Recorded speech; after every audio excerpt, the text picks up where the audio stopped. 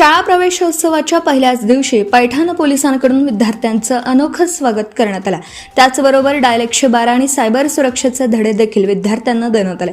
महाराष्ट्र शासनाच्या शाळा प्रवेशोत्सव 2026 या महत्त्वाकांक्षी उपक्रमांतर्गत सोमवार 15 जून रोजी पैठण पोलीस ठाण्याच्या हद्दीतील विविध शाळांमध्ये पोलीस अधिकारी आणि अंमलदारांनी प्रत्यक्ष भेटी देऊन विद्यार्थ्यांचं अत्यंत उत्साहपूर्ण वातावरणात स्वागत केलं।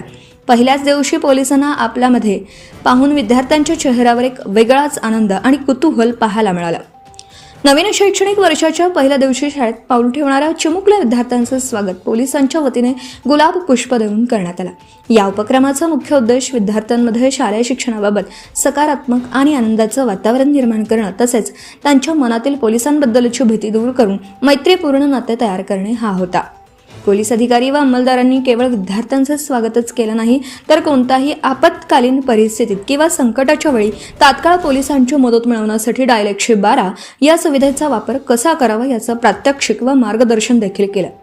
रस्त्यावरून चालताना, रस्ता ओलांडताना घ्यायची काळजी आणि वाहतुकीच्या नियमांचं पालन करण्याचं महत्त्व विद्यार्थ्यांना पटवून देण्यात आलं।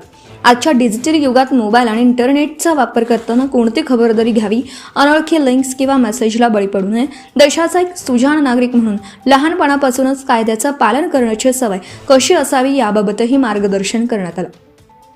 वरील कार्यक्रम पोलीस अधीक्षक प्रकाश जाधव, अपर पोलीस अधीक्षक प्रशांत स्वामी यांचे मार्गदर्शनाखाली उपविभागीय पोलीस अधिकारी सोनल पाटील, पैठण पोलीस निरीक्षक महादेव गुमारे आणि पोलीस ठाणे पैठण येथील अधिकारी व अंमलदार यांनी वरील कार्यक्रम यशस्वी करण्यासाठी उत्स्फूर्त सहभाग नोंदवलेला दिसून आला।